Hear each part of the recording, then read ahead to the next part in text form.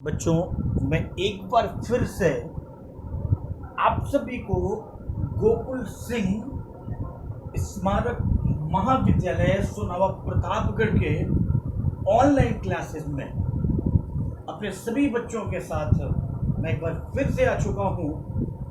और बच्चों, क्लास है मेरा आज के ऑनलाइन क्लासेस का बीएड प्रथम सेमेस्टर।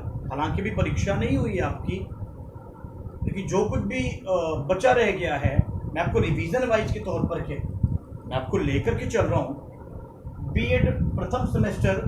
और आज की ऑनलाइन क्लासेस में मैं एक बार फिर से मेरा जो सब्जेक्ट है, मेरा जो विषय है बच्चों, वो है विद्यालय प्रबंधन एवं स्वच्छता, यानी school management and hygiene.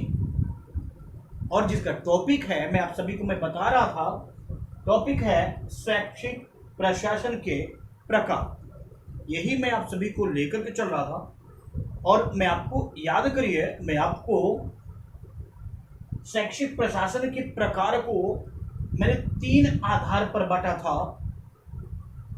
Number 1 शासन प्रणाली के आधार पर, नंबर 2 कार्य क्षेत्र के आधार पर, और नंबर 3 कार्य प्रणाली के आधार पर। मैंने आपको बताया भी था शासन प्रणाली के आधार पर ये 2 पॉइंट हैं।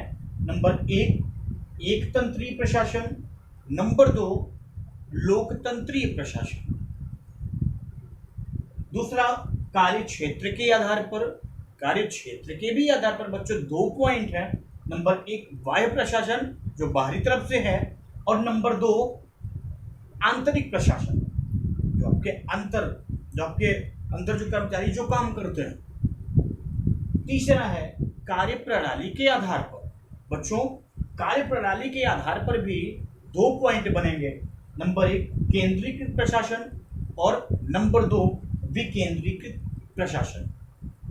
मैं आप सभी को इन सभी के ये जितने भी पॉइंट हैं, ये एकतंत्रीय प्रशासन, लोकतंत्रीय प्रशासन, बाह्य प्रशासन, आंतरिक प्रशासन, केंद्रीकृत प्रशासन और विकेंद्रीकृत प्रशासन, मैं आपको इन सब का बच्चों गुण और दोष, यानी गुण और अवगुण के बारे में मैं बता रहा था। आइए, मैं आपको एकतंत्रीय प्रशासन के गुण और दोष के बारे में बता चुका हूं। लोकतंत्रीय प्रशासन के भी मैं आपके गुण और दोष के बारे में मैं बता चुका हूं। आज का मेरा जो पॉइंट है वो है नंबर 2 कार्य क्षेत्र के आधार पर पहला लेकर के चलते हैं बाह्य प्रशासन और बाह्य प्रशासन के गुण। आइए, हम आपको बाह्य प्रशासन के गुण और दोष के बारे में हम आपको लेकर के चल रहे हैं। याद रखिएगा, सबसे पहले हम गुण बता रहे हैं। बाह्य प्रशासन के कौन कौन से गुण होते हैं, गुण कौन कौन से हैं बाह्य प्रशासन के, मैं आपको बता दूं बच्चों। बाह्य प्रशासन के भी बहुत सारे गुण निम्नलिखित हैं।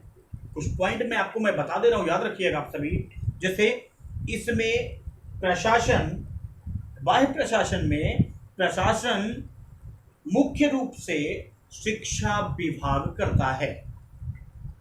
इसका जो प्रशासन होगा वो मुख्य रूप से एजुकेशन डिपार्टमेंट, शिक्षा विभाग करेगा। नेक्स्ट पॉइंट, नंबर 2 गुण क्या है? इस प्रशासन में उच्च स्तर पर प्रशासन द्वारा नियमों का निर्माण किया जाता है। जितने भी नियम बनते हैं उसको फॉलो किया जाता है। नियम का निर्धारण वहीं से होता है, हम आप उस नियम को फॉलो करते हैं। और जिसमें जो भी नियम बन जाता है उसमें शीघ्र परिवर्तन, कोई जल्दी बदलाव नहीं होते। नेक्स्ट गुण क्या है बाह्य प्रशासन में? मैं आपको सबसे पहले गुण ही मैं बता रहा हूं बच्चों, है इसमें प्रशासन द्वारा, ये गुण ही है, याद रखिएगा। इसमें प्रशासन द्वारा जितने भी कार्मिक हैं उन कर्मचारियों का वेतन, सेवा,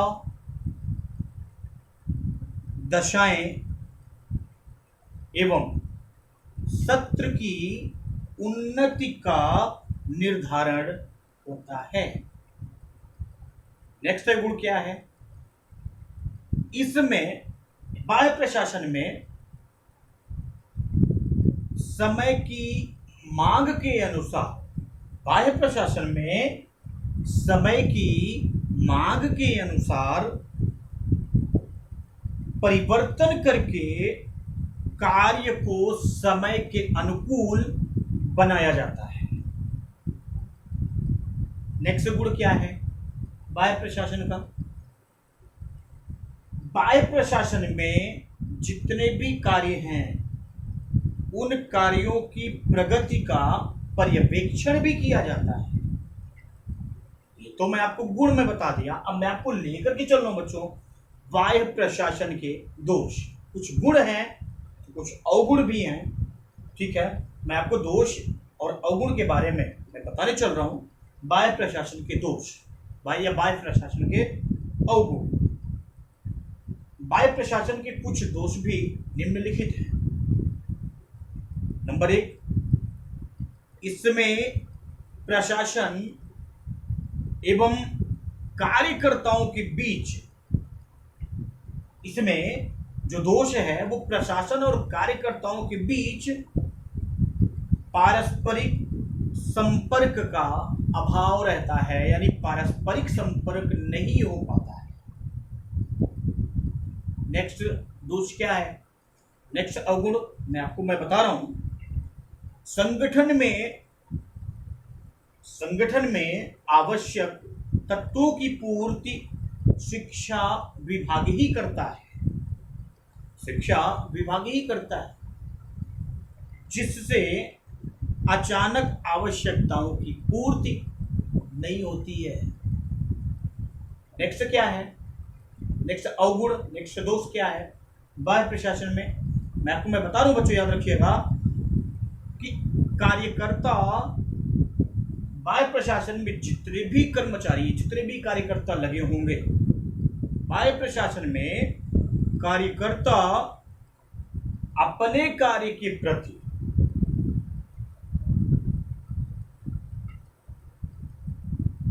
अधिक निष्ठावान नहीं होते। नेक्स्ट अवगुण क्या है? नेक्स्ट दोष क्या है बाह्य प्रशासन का?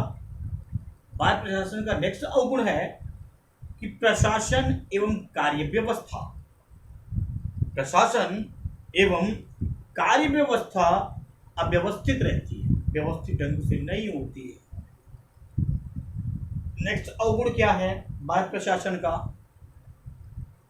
नियमों, अधिनियमों में परिवर्तन की प्रक्रिया अत्यधिक लंबी होती है।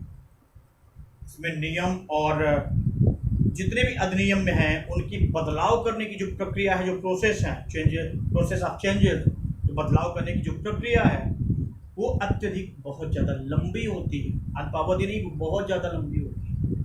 ठीक है बच्चों, अब मैं आपको लेकर के चल रहा हूँ बाह्य प्रशासन के गुण और दोष के बाद याद रखिएगा बच्चों आंतरिक प्रशासन।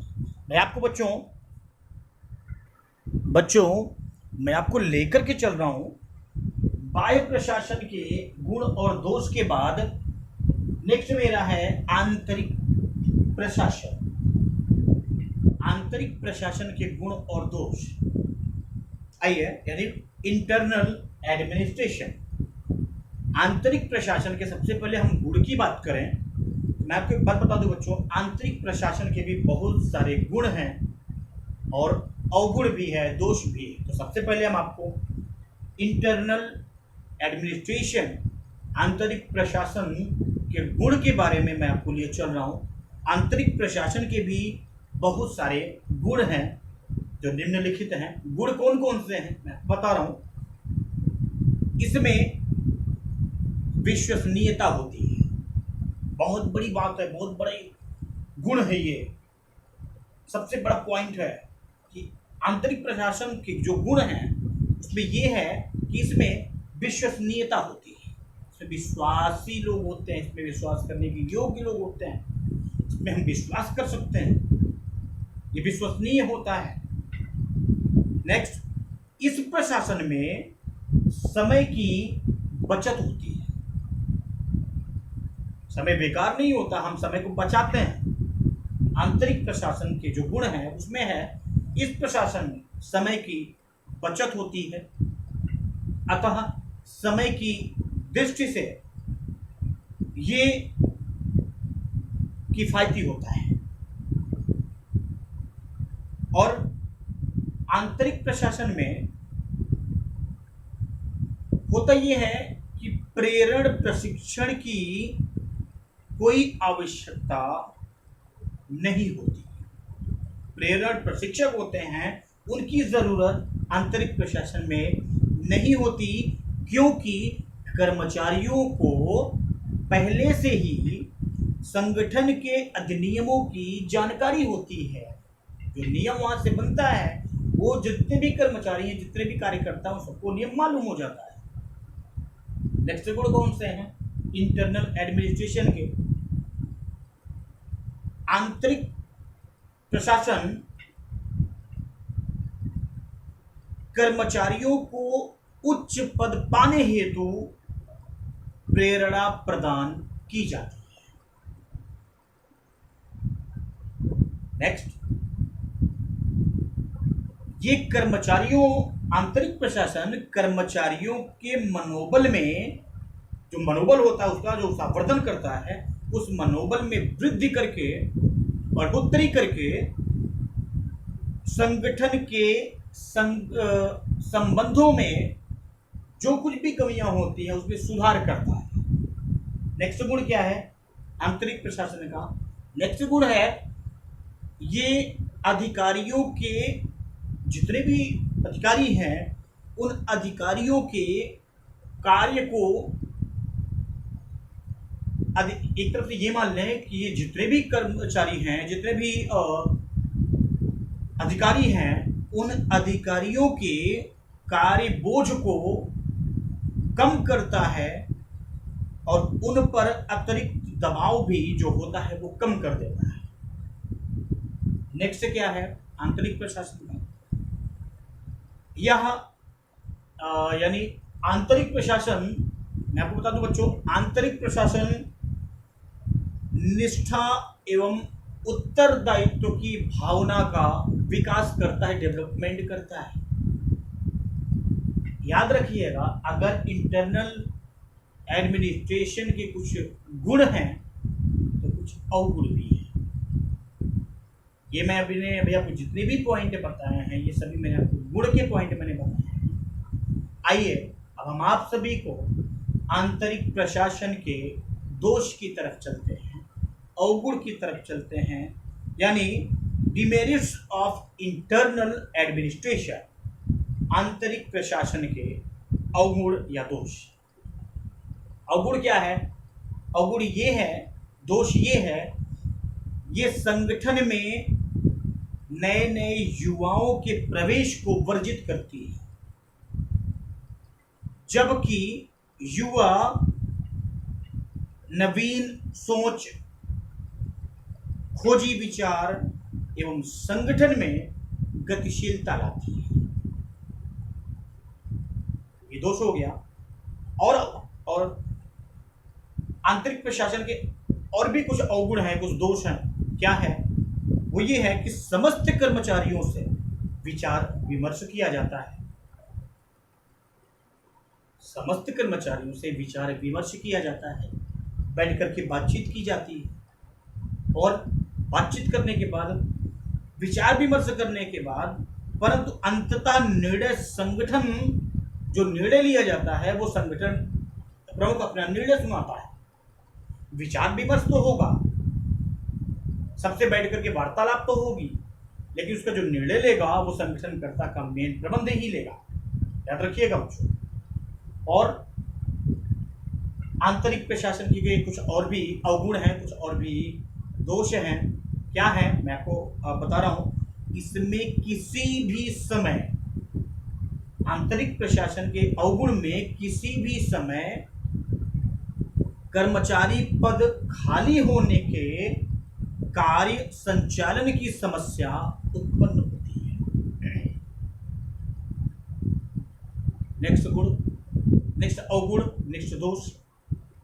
आंतरिक प्रशासन में एक और दोष है, वो दोष है, मैं आपको बता रहा हूं बच्चों, इसमें लोगों की पदोन्नति या स्थानांतरण की संभावना बढ़ जाती है, बढ़ सकती है।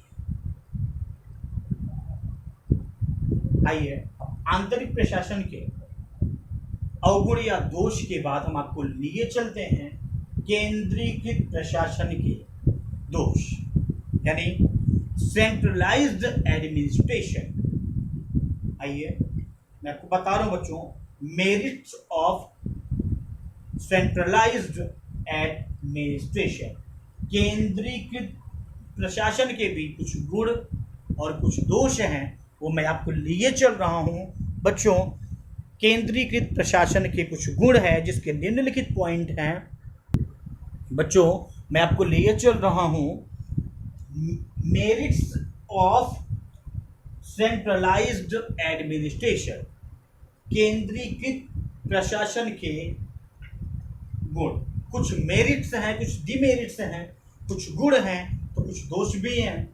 आइए हम सबसे पहले आपको केंद्रीकृत प्रशासन के गुण के बारे में आपको ले चलते हैं, उसकी मेरिट्स के बारे में आपको ले चलते हैं।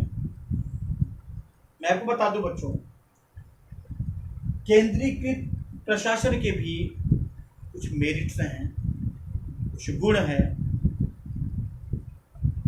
और वो गुण के भी कुछ पॉइंट निम्नलिखित हैं।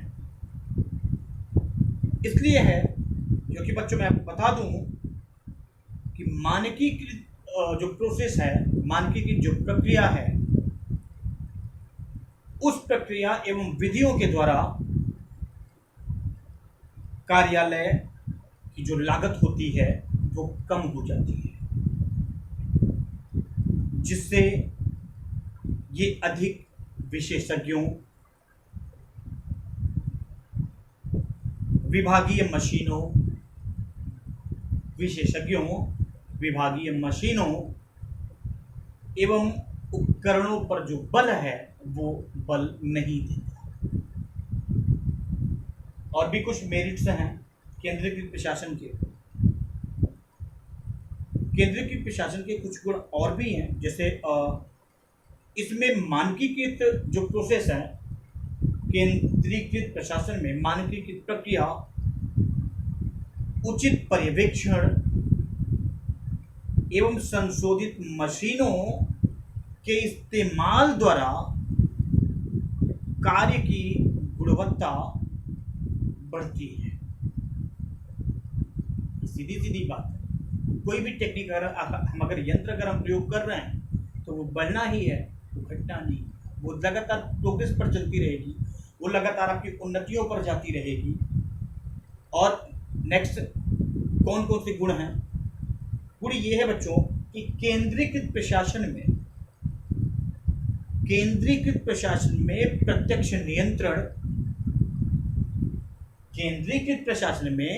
प्रत्यक्ष नियंत्रण एवं पर्यवेक्षण के द्वारा संघर्ष भावना को कम करके उचित समन्वय स्थापित किया जाता है। संघर्ष की जो भावना है वो कम करके उचित समन्वय स्थापित किया जाता है। याद रहे बच्चों, अगर एक दूसरे में समन्वय रहेगा, एक दूसरे में अगर पारस्परिक आदान प्रदान रहेगा, प्रेम रहेगा, समानता रहेगी, एकता रहेगी, तो वहाँ प्रेम ज़्यादा रहेगा, अनुराग की ख्याति ज़्यादा रहेगी। और भी केंद्रीकृत प्रशासन के कुछ गुण हैं, वो गुण है मैं आपको बता रहा हूँ। केंद्रीकृत प्रशासन के कारण संगठन में क्रियात्मक एक रूपता स्थापित होती है। इसका जो संगठन है उसमें क्रियात्मक जो काम होते हैं वो एक रूप होता है, एक रूपता दिखाई पड़ती है। और मैं आपको बता दूं, केंद्रीकृत प्रशासन व्यक्तिगत नेतृत्व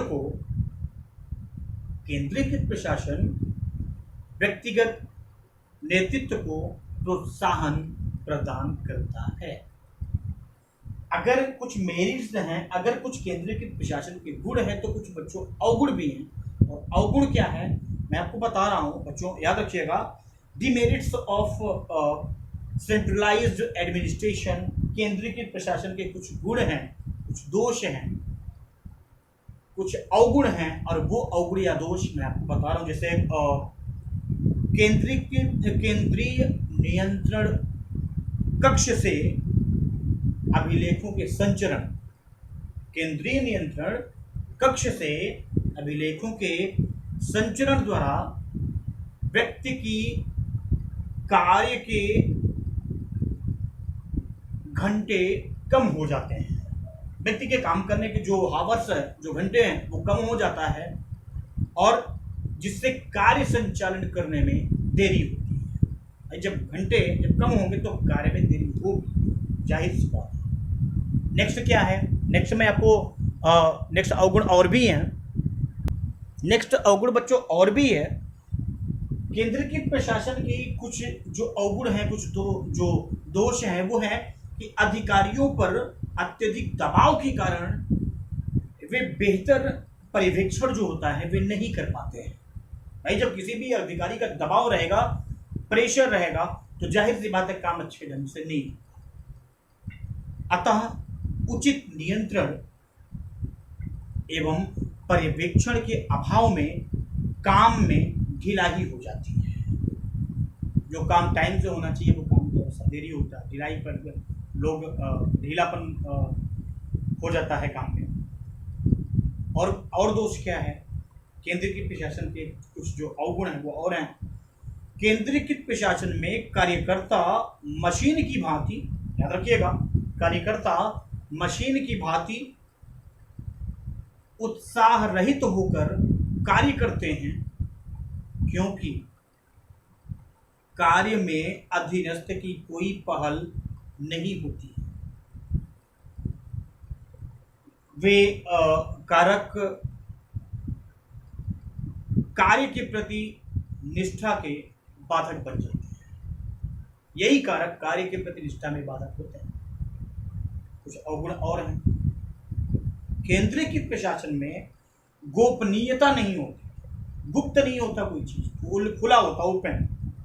तो गोपनीयता नहीं होती क्योंकि इसमें निर्णय एवं आदेश एक स्थान से प्रवाहित होकर के सभी में प्रसारित होते हैं, सभी में बढ़ जाते हैं। और क्या है? दोष। केंद्रीकृत प्रशासन में एक ही स्थान पर समस्त कार्य किए जाते हैं, एक ही स्थान पर सभी कार्य किए जाते हैं, अतः किसी विशिष्ट कार्य के लिए किसी पर कोई विशेष ध्यान नहीं दिया जाता है। आइए केंद्रीकृत प्रशासन के गुण और दोष के बाद मैं आपको लिए चलता हूं विकेंद्रीकृत प्रशासन। मैं आपको बता दूं बच्चों, विकेंद्रीकृत प्रशासन, याद रखिएगा, विकेंद्रीकृत प्रशासन के भी कुछ गुण हैं, यानी मेरिट्स ऑफ डिसेंट्रलाइज्ड एडमिनिस्ट्रेशन। विकेंद्रीकृत प्रशासन के गुण मैं आपको बता दूं बच्चों, विकेंद्रीकृत प्रशासन के भी कुछ गुण हैं जो निम्नलिखित हैं। जैसे पॉइंट है, विकेंद्रीकृत प्रशासन, ये विकेंद्रीकृत प्रशासन के जो गुण हैं, मैं आपको गुण में मैं गुण में 3-4 पॉइंट बता रहा हूँ, फिर मैं दोष में लेकर के चलूंगा। पहले गुण क्या है कि विकेंद्रीकृत प्रशासन उच्च अधिकारियों को विभिन्न कार्यों के बोझ से मुक्त रखता है, फ्री रखता है, आजाद रखता है। और क्योंकि उसका मुक्त रखने का एक ही तरीका है, स्वतंत्र और आजाद रहने का एक ही तरीका है, मुख्य अधिकारी समस्त उत्तरदायित्व के नीचे के अधिकारी वर्ग, उनसे नीचे के जितने भी ऑफिसर हैं, अधिकारी वर्ग है, या उनके अंतर्गत जो ग्रुप है, उस ग्रुप को वो सौंप देते हैं। और गुण क्या है? डिमेरिट्स ऑफ डिसेंट्रलाइज्ड एडमिनिस्ट्रेशन के विकेंद्रीकृत प्रशासन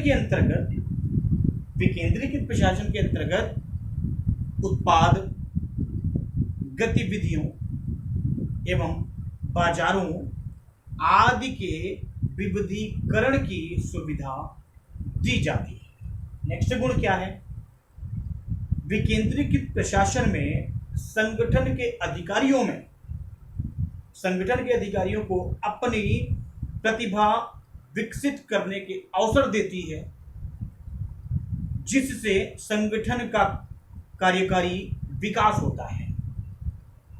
और भी गुण हैं विकेंद्रीकृत प्रशासन के। विकेंद्रीकृत प्रशासन में कर्मचारियों को निर्णय प्रक्रिया में शामिल करके उन कर्मचारियों का जो मनोबल है उस मनोबल को बढ़ाया जाता है। ये विकेंद्रीकृत प्रशासन के ये सभी गुण हैं बच्चों, याद रखिएगा। नेक्स्ट क्या है, विकेंद्रीकृत प्रशासन के जो गुण हैं उसमें है उचित नियंत्रण एवं पर्यवेक्षण होता है, क्योंकि न्यूनतम स्तर पर अधीनस्थ को स्वतंत्र निर्णय लेने का भी अधिकार होता है।